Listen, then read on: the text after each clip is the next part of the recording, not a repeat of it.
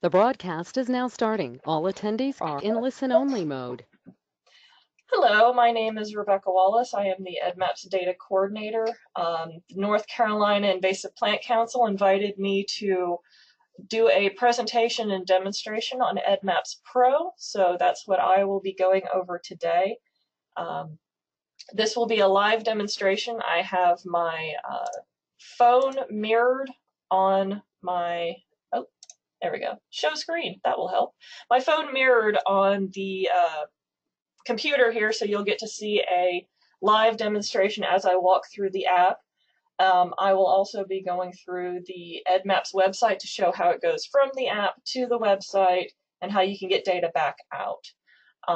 If you have questions as we go along, you can put them in the questions box and I will answer them at the end of my presentation. And also at the end, we'll be soliciting ideas and opinions and people to give future webinars for either from Bugwood or for the North Carolina IPSC.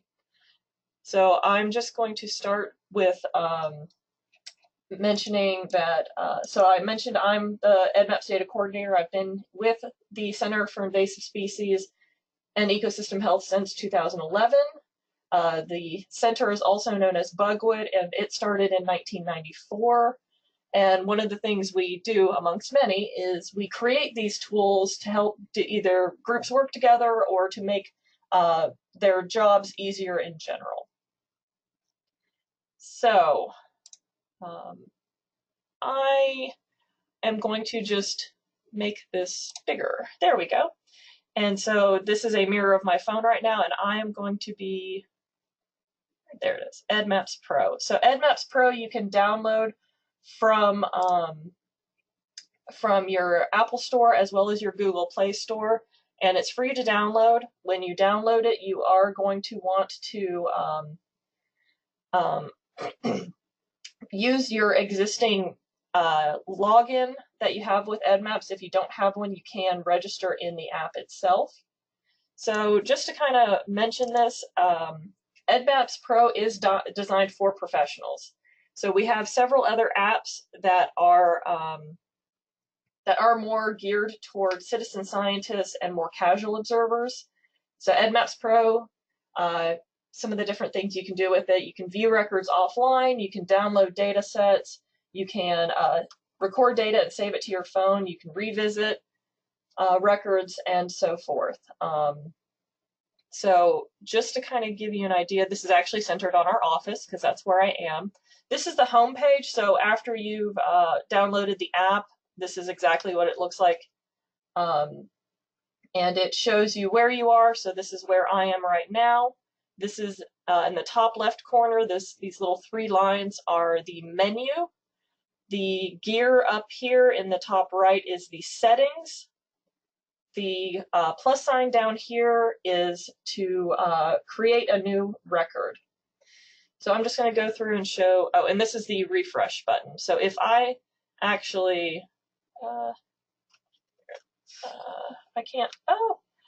can't zoom out. So if I zoomed out, you'd be able to see records. Sorry, this is my first time using this. Let me see if I, let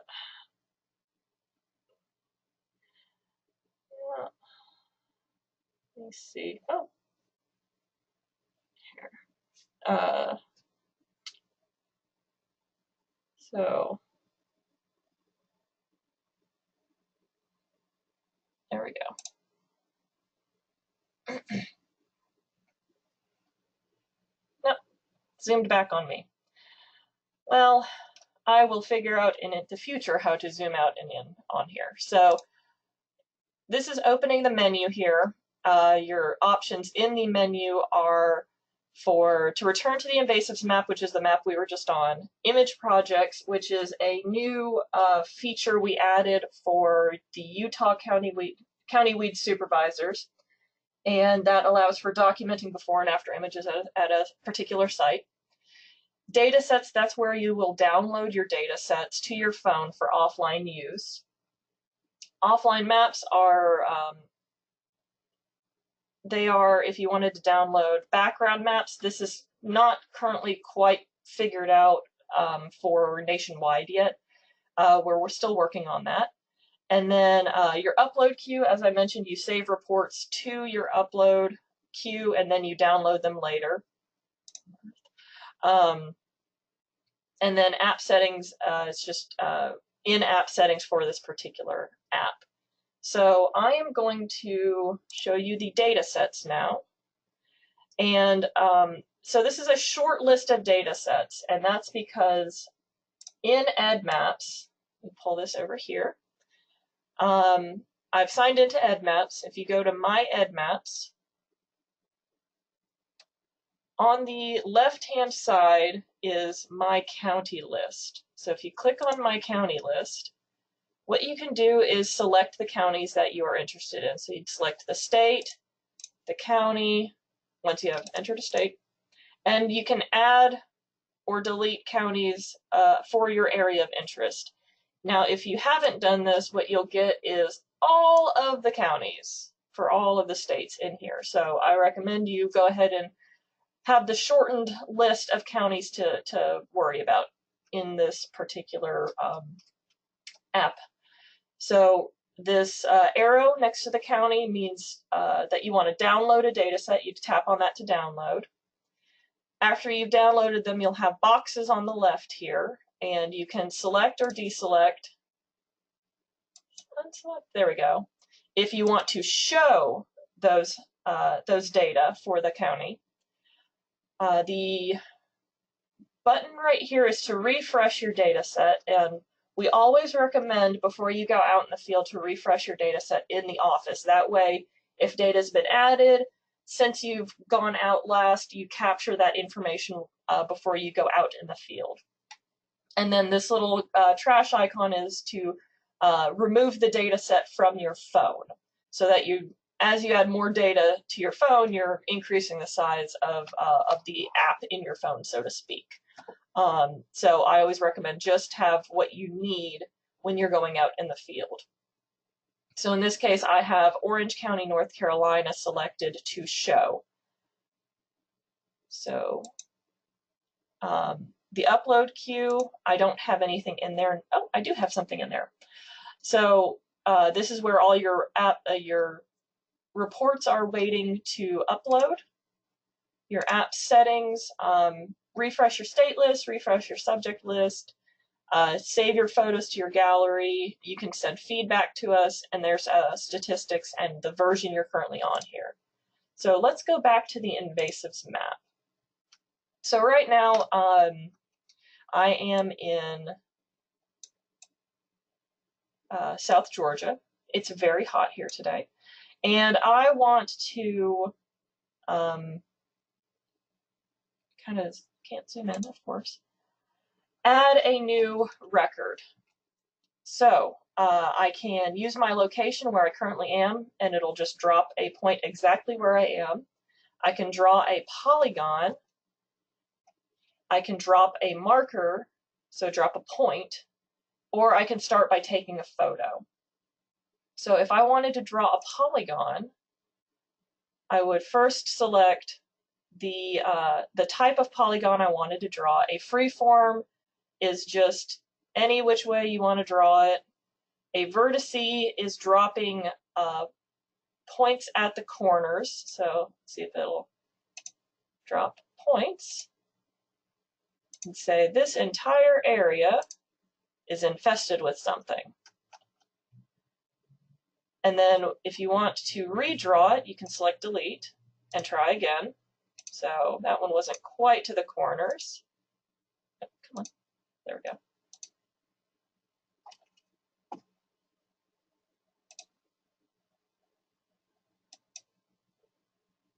There. Oh. Let's see if that'll work. There we go. And then now that we're satisfied with it, select done. So now it's saved our polygon, and we want to select, if it'll let me type. Nope, it's not going to let me type. So what we will do is You can actually just scroll, you can start typing in your subject, it'll start auto-suggesting. So I'm going to say that we have air potato. So this is what the report form looks like.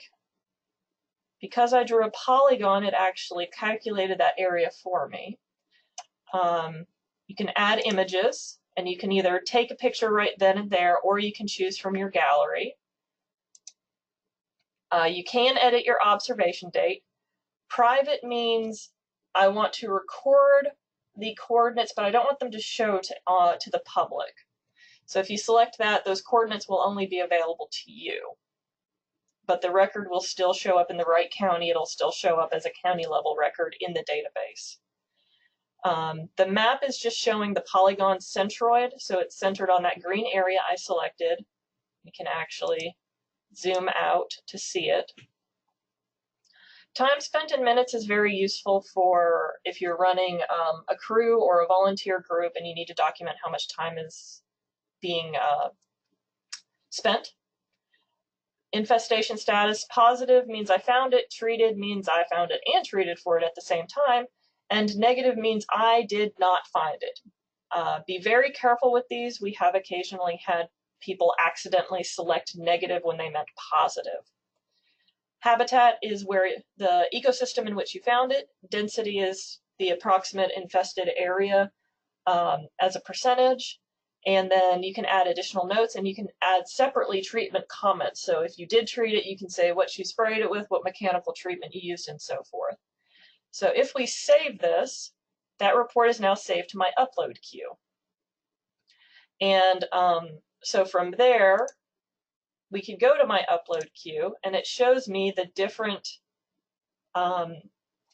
reports I have made. So I made this lesser celandine record a couple days ago, and if I wanted to, I can come in here. As you saw, I clicked on it, and this lets me go in and edit the information.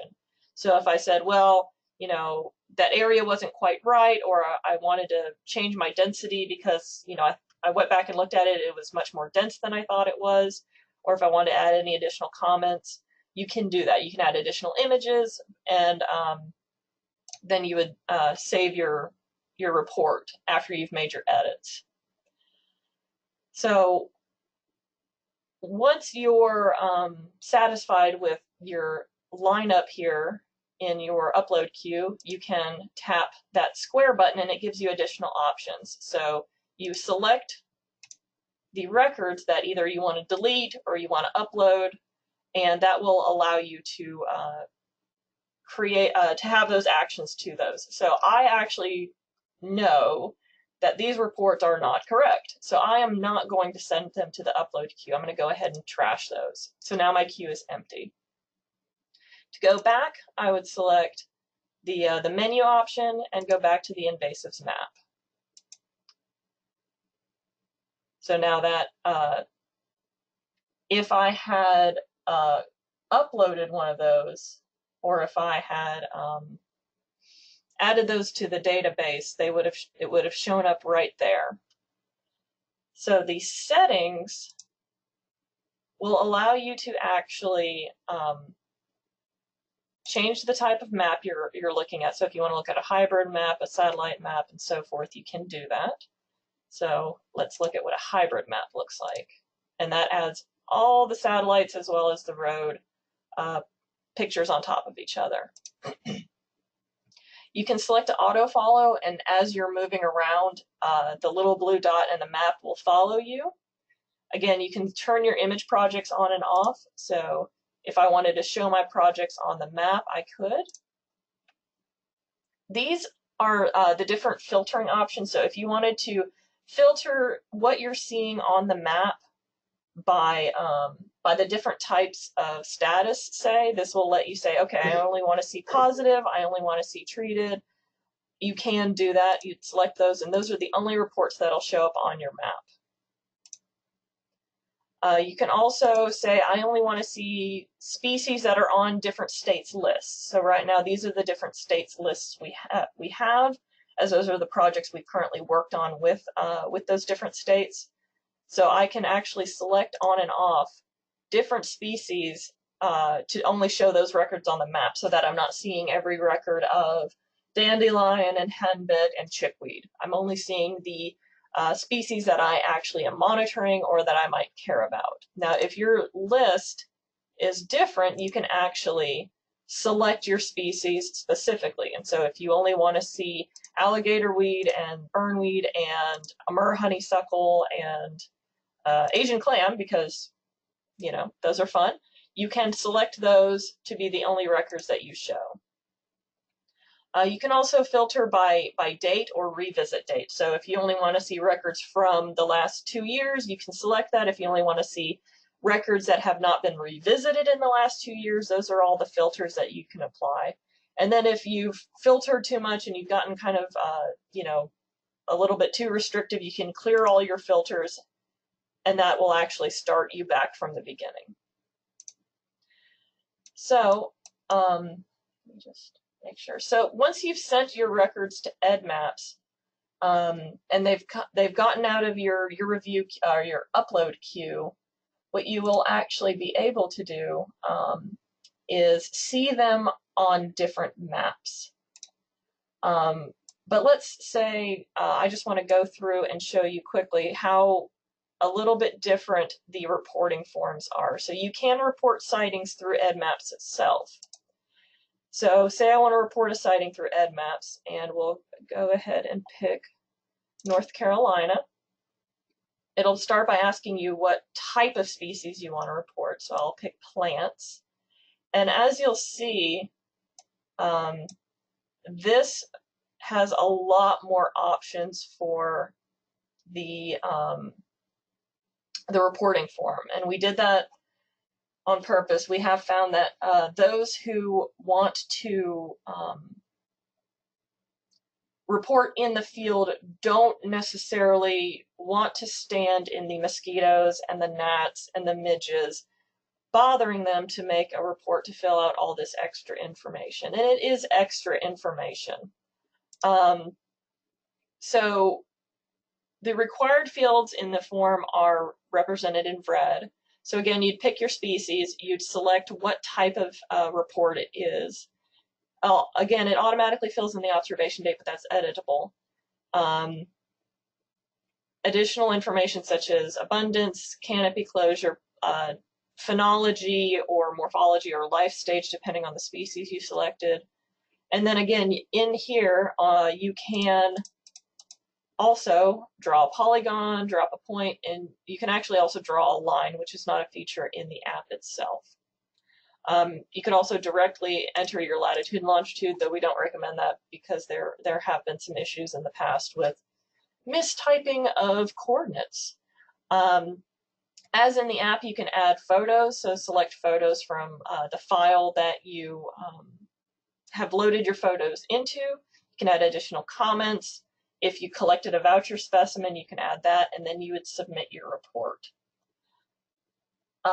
One other way you can add data is through, if you have been collecting data for a long time, you can actually send me, the data coordinator, your files. So if you want to upload data, you would go to My EDDMapS, and then you'd go to My Uploads, and you would upload data. All this is a file uploader. You're just sending me your files. I will actually go through and evaluate the files and look at what the data is in there, if it makes sense, if it's falling where it's supposed to fall based on the information provided, as well as if I have any questions, I'll contact you about, well, what does this field mean? Or get additional information if some of the critical information is missing. Once you send in your files, you can actually view your uploads for status. So in this case, these were test files I had submitted, and so I marked them as removed. The other options are pending and upload and new submission. So that will let you know where I am in the process. And so if you once the data is submitted, it comes in as unverified data. So it's not available on the maps. All data that comes in, whether it's from bulk uploads or it's from individual reports through the website or through the app, needs to be reviewed before it's made available. So our verifiers, if you want to know who our verifiers are, you can go to the Tools and Training page, and you can actually look up the verifier. So in this case, we'll see if we can find who the verifier is for alligator weed in, well, not in Kansas, in North Carolina. So you just drop it somewhere in North Carolina, or you can drop it in a specific county if you know what county you're interested in. And in this case, it's Bridget Lassiter and Ian Finsting. So Ian is with the USGS. He is interested in aquatic plants. And then Bridget Lassiter is with North Carolina Department of Agriculture. And this will also give you additional information. Does this appear on a state regulated list? Has it been reported there before? And just what's invasive species lists it is on as well. So that will give you an idea of who is verifying your records. The verification process is fairly simple. So in this case, we will look at, I have some reports in here. And yes, I do. Oh, I'm not a species. So I today submitted this report of Japanese beetle that I saw over the weekend. And it has the images there. It has all the information, who submitted it, when they submitted it, where it was found. And then the reviewer will go down the page towards the end, and they can see, they have these different options here. They can request additional images if the images were sent to them, or if they went out in the field and found the species. They can upload additional images on their own. They can request additional images from additional information from the reporter, or they can go straight and decide that there is enough information available to review the record. And they can review it and release it to the public, or they can review it and not make it public. Some reasons they might not make it public can be that there's regulatory issues, or there's privacy concerns, or some other different types of concerns. So if they elect to review and release it, this is what the form looks like. The not released form looks very similar, just has a couple additional options. So they'll say how they verified it. And so these are some of the options there. And it just tells the people later looking at this record how what methods they used to ascertain, whether it was correct or not. They can select how positive they are of the identification. And if need be, they can change the subject, say that wasn't a Japanese beetle, but it was another invasive beetle, or if it was some other type of insect that they could identify, they are allowed to change the subject. And then they can add additional comments. And once they're satisfied with the report and the verification, they can submit their review. So once data is available in EDDMapS, it's viewable on the distribution maps. So if we wanted to say go to let's not do cheatgrass. Let's do Japanese stiltgrass. It's viewable at the state level, which it just colors in the states where it's found. So all these states have at least one positive report. At the county level, it tells you which counties have positive reports. So Japanese stiltgrass is essentially all over in the Northeast through the Mid-Atlantic, across the South, into the Midwest. Pretty prevalent. You can actually look at some of these other maps. So this will tell you how many reports there are in each of these states. So it kind of shows this. There's a fair amount in Tennessee, a little bit in Kentucky. It's in North Georgia. You find one or two reports maybe in some counties in Florida. So that gives you a better idea of not necessarily the area covered, but the number of times it has been seen.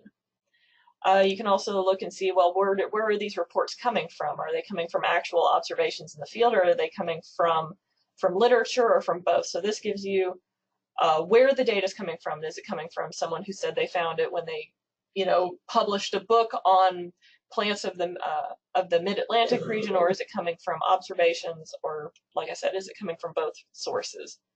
And then you can also see the points map. The points map also gives additional information beyond just was it found there.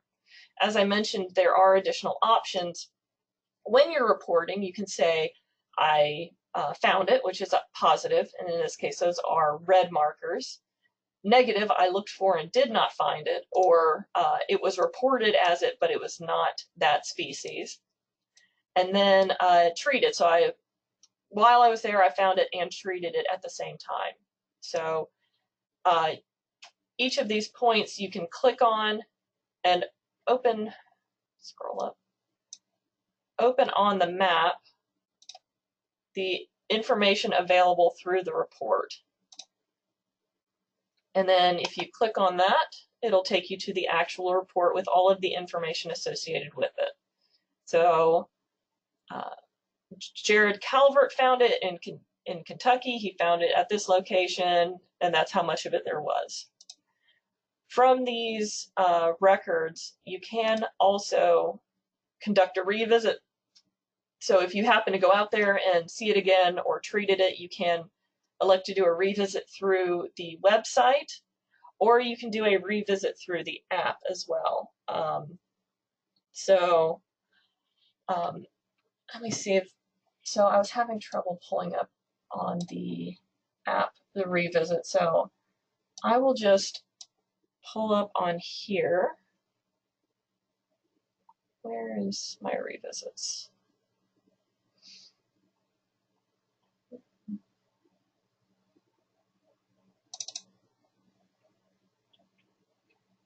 Sorry, just 1 second.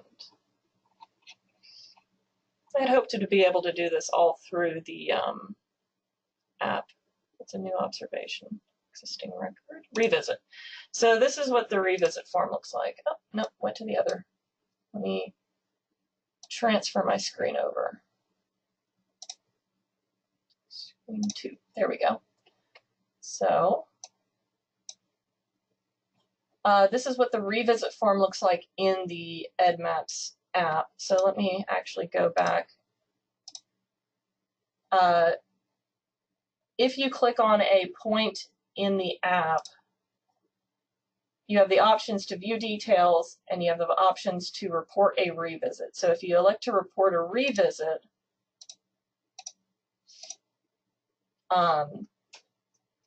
you will select the little icon in the top right. So let's say I went out and saw this, went to that area and said, yep, I'm going to do a revisit. It's still here, or it's not here, or I treated it, so forth. Here we go. So this shows the existing record ID at the top. If you wanted to denote the type of revisit, so if you're just going out to monitor, if you're performing a treatment, you can select the different types of revisit options. The revisit date, it again defaults to the current date, but you can select to edit that. With revisits, you have an additional option. So instead of positive, treated, and negative, you have positive, treated, and eradicated. Now this is eradicated is only available through the revisit form. You can't go to an area and make a new report and have it just be eradicated. And you can't, we don't have it where you can do a revisit of a negative and it's another negative. You can add additional images. Your infested area, if the original record had infested area with it, it will default to the original infested area. You can change that, of course. You can also select the density. So if you were doing a treatment, you had been doing treatments over time, you can say that the density is changing over time, even if the infested area might not be changing. Again, you can add additional notes and separate treatment comments as well. And these revisits are available when you look at an original record. The revisits will appear below it in the on the website and then on the app itself. I'm sorry, this is the top right icon is to view revisits. The bottom right icon is to add a revisit. Sorry, I had those switched around there. So if we reported this as a revisit, it will show up in our review queue to upload, and it will appear with the original record as well. So let me switch back to my first monitor. So any data that comes in and is publicly available is also available for download. So if we did go back to the points, you can click on one of these and download an entire species at one time. I do not recommend it. It will not go well for you because you often don't need all of the species across all of the United States and Canada at one time. So I recommend you go to the Tools and Training page, and you can click on Advanced Query Tools. This will allow you to specifically say, I want to see Japanese stilt grass, and as I type in, it'll start suggesting things. In North Carolina, I have a lot of additional fields I can add in. So if I wanted to say only between a specific date range, I could do that. If I wanted from specific reporters, so if you're running a volunteer crew, you can get their specific data back out. If I only wanted treated data and positive data, I could elect to download only that, and so I don't get any eradicated data or negative data. And then, so I'm going to search for this. So Japanese stiltgrass in North Carolina, only positive and treated data. And then I'm going to click submit, and that will take me to the map of that. So in this case, it's instead of tens of thousands of records, it's 2,000 records. And this will tell you there's 2,000 records in total, and then 1,260 with the exact location. What this tells you is that there are about 1,000 records that are only at that county level. So what that is either those data came in only at the county level to begin with, or there are data where someone submitted it but selected that private option I mentioned. If you elect to download the CSV, you will get all 2,100 records. If you elect to download the shapefile or the KML, that will only download the records with the exact location. So whatever you're particularly interested in, if you want all the data, if you only want data with some sort of shape or coordinates to it, that is what you would want to download. So let's say I want to download the shape file. And it will compile that data and send me a link to my email shortly so that I can then use the data however I want to. So I will go ahead and close that. And in a short amount of time, I will receive an email notification saying that's what they're looking for, or that's what I was looking for. And then that data can be used in any number of ways. We do have a lot of people who use the data to in their research, they use the data to create species lists. They use the data to know what to look for in their own area, to create watch lists as this isn't in our area yet, but we should keep an eye out for it. We need to know where it is, and so forth. And this also will allow you to, if you download the data, to run your own statistics. So if you want to put together a report for some sort of grant agency that you are working for or received funding from, you can do that. All different ways that people tend to use this data.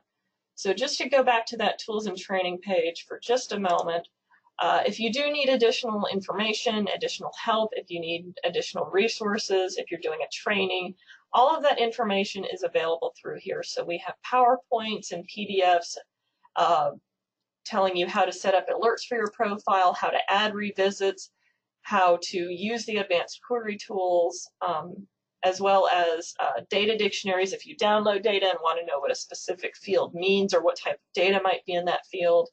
All of this information is available here. And we also have statistics.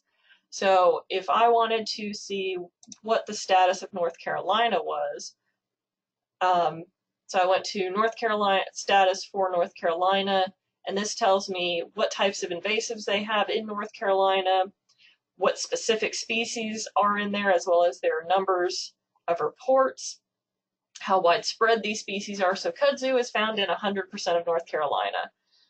Japanese honeysuckle is found in 99% of North Carolina, and so forth, as well as how many species are found in each county. North Carolina, like Georgia and Florida and so forth, they tend to have a lot of invasive species, well, as most states tend to these days. So this just kind of gives you additional value added from the original data itself. So if we look at Utah, another one of our high participating states, they too have a lot of invasive species. And so you can see all the different kinds by category. They have a lot of squarrows, knapweed, and thistles, and other types of knapweeds. And they have a lot of their state covered in invasive species. Oh, that's a lot covered in invasive species. And this tells you, again, the number of counties, the counties and the number of invasive species reported within those counties. So I have kind of gone over the very basics of these tools. I showed you the EDDMapS Pro app, which again is for professionals. It does not include, say, a field guide, which most of our other citizen scientists apps have. It's really for professionals and landowners and people monitoring an area specifically over time to report the status of the species throughout that area they're looking at. EDDMapS website, as well as the other smartphone apps, are very much more geared towards the citizen scientists, with the species information and the specific lists for specific areas to kind of get them focused on the species they'd be able to easily find, and or the species that are most highly prioritized in that area. So is there anything else that you guys are interested in? I didn't want to inundate you with every single tool and feature that is available through these different apps and websites, because that tends to be a bit overwhelming. But is there something that anyone in the audience needs for things they need to do for their job? Is there features that seem to be missing or that I might not have gone over? Are there any numbers or statistics that if we had them would be really useful? Or are there any particular questions that you may have in general about either EDDMapS or EDDMapS Pro or one of our other apps, perhaps? So you can ask your questions down in the questions box, and I will read them out. Let me open this a little further because there are a few. Okay, so Carla Porter, show means show locally on the smartphone or show publicly to all. So I'm assuming that's meaning for the private. Private is show the coordinates or the shape publicly. So show, as you're making the report on your phone, yes, you will still be able to see the shape. But after you submit it, the public record, once it's reviewed, will only be at a county level. So it will not show up on the, so it will show up on these county distribution maps. So if you say all the reports in here, say they were all marked for private, so do not show. Then it will only appear here on this county level map, but it will not appear on this point level map. So say those reports were not marked private. Our reviews paid government, again, Carla Porter, most reviews paid government employees or possibly volunteers. The reviewers, the verifiers are the individuals who are educated and or trained in a particular area. They're often locally based. So with the county weed supervisors in Utah, they are they're responsible for each of the counties they're responsible for as part of their job. And they because they also use the app to document in their county, they are reviewing as part of their job, but they're not paid by us. All reviewers and verifiers are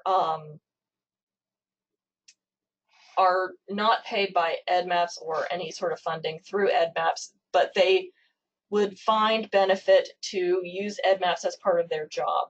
So the verifiers are often from either a university, say they're doing research on a particular species or a certain category of species in a particular area. And so we will have them be verifiers for those types of records in that geographic area. But they don't have to be employed by a state or government. We do have individuals who work for programs, nonprofits, that they have the education and training to be able to identify certain invasive species, so they are added as verifiers for a specific set of invasive species in a local area to them. Is the query tool also how you download data sets to the app? Emily Finch.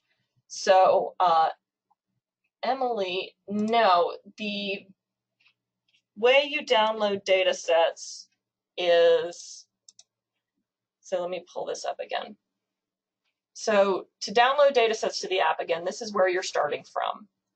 You would click on the menu and you click on data sets, and here's where you download these data sets. So I'm going to download Wake County, North Carolina, and it's going to be processing, and so now it's downloading, and then it'll be parsing, and that's how you get these data sets onto your app itself. And that will, it's going really fast.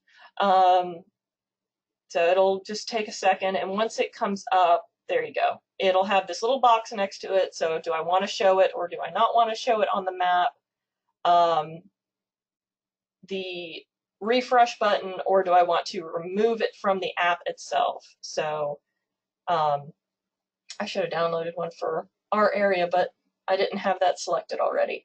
So that what that does is it just shows all the points on the map, and it'll look something like, let me see. It'll look something like, and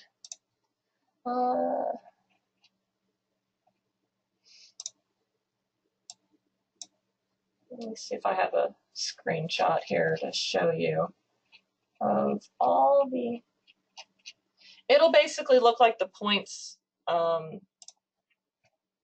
away, that you see on these maps here. So they'll just be a bunch of either clustered dots or individual dots on the map.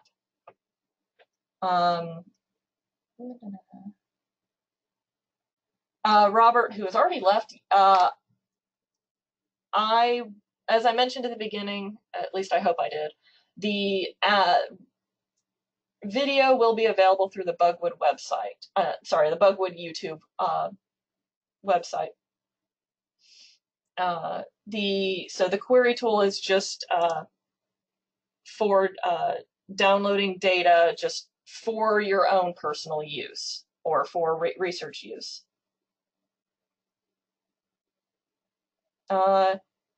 Is there a way to sorry, Emily Finch, is there any way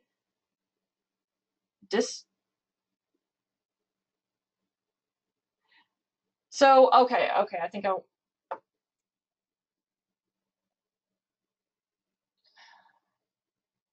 I'm in Indiana, and I have heard that unless we use the Glendon app, local verifiers might not see the report. So Glendon is one of the apps through Bugwood. So just to kind of give you an idea.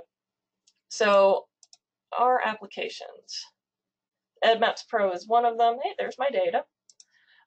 So Glendon is right here. Glendon, anything that comes from Glendon comes from Outsmart, comes from EDDMapS West, comes from, some of these are not reporting apps, comes through Seedon, EDDMapS Ontario, I've Got One, EDDMapS Pro, Maiden, all these different apps, they go into the same exact pot of records. And then the reviewers say, I am responsible for this particular, these particular species in this particular geographic area. So you don't necessarily have to use the Glendon app. You can use EDDMapS Pro, you can use the EDDMapS website, and these will all go in through the same, into the same records for reviewing. Now, if you're reporting through something like Mizzen, that data eventually can come to EDDMapS, but it's not part of the EDDMapS umbrella. So does the data, okay, sorry, Carla Porter, does the data reflected from status of invasive come from data added from both apps, regular and pro?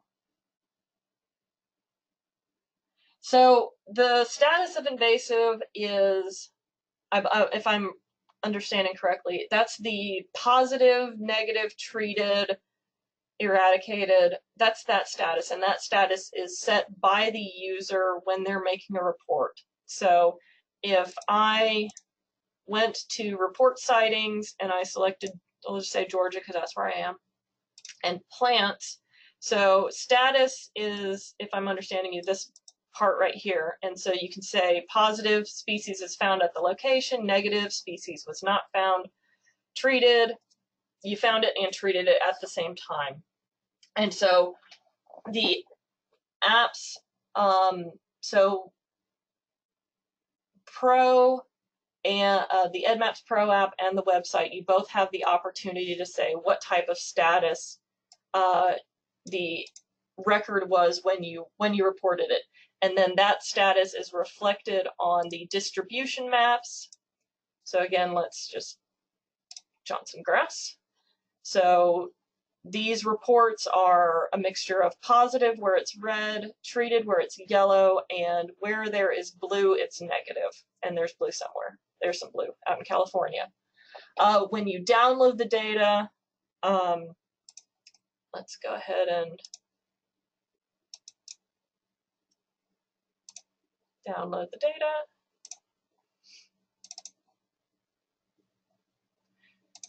So I'm just going to show you what looks, this is a shape file, but I can open it in Excel to show you this at least. So this is the occurrence status. So these are showing you where it's, when you download it, what's positive. Let me see if I can find some. I think there were a little bit of treated in there, but probably downloaded too much to show you, to find it easily. So positive is reflected on the report itself. When you go look at the individual reports, it's reflected in the data when you download it.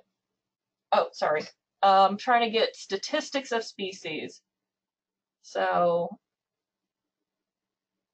does the data reflected come from, so let me go, tools, oh, wrong statistics. So are you talking about when I was in here, Carla? Statistics of species, so you're trying to say, does it take into account the, I'll have to double check to see if this is parsing out only non-negative non-eradicated records. I am actually not positive. I haven't looked at this in a little while. Oh, here we go. Widespread invasives by number of positive counties. So I'm fairly certain that at least this is only looking at non-negative data. But I'd have to check to see if some of these other statistics are only looking at a particular status. Okay. So does anybody else have any questions?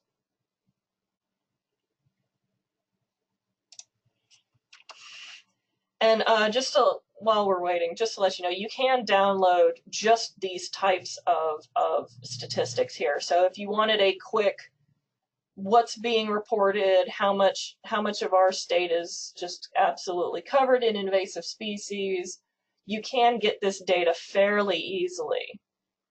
And it's available, like I said, for download. You can even say, I don't care about anything but plants. So you can get rid of particular categories if all you're interested in are specific types of species. So doing that, you just have, like most of the Southeast, Japanese honeysuckle is completely covering basically the Southeast. Different types of privet, and so forth. All right, well, I think that might be it for the questions. As I at least once now mentioned, the record of this, the recording of this, will be available through the Bugwood YouTube channel. So here is the Bugwood YouTube channel, and you can go through and see the videos. These are some of our most recent videos. And this will, if you have some other interests here, some of these are pretty good. And it will put it up here in the next couple of days. So I will go ahead and thank everybody for, oh, one more thing. Is USGS non-indigenous aquatic species data integrated with EDDMapS? Yes, but not all of it. So mostly just the plants have been incorporated into EDDMapS. So USGS and EDDMapS have a relationship, a data sharing relationship. We haven't quite hit the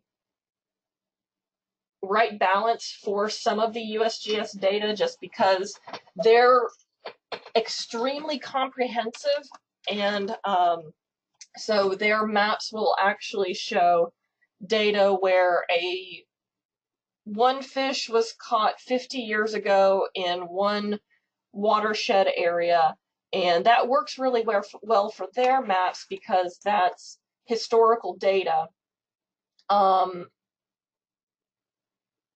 But it makes our maps look like those are current infestations, and so some people were having an issue with including some of that older data. So the plants data has come into EDDMapS, and we have shared data with them for plant data.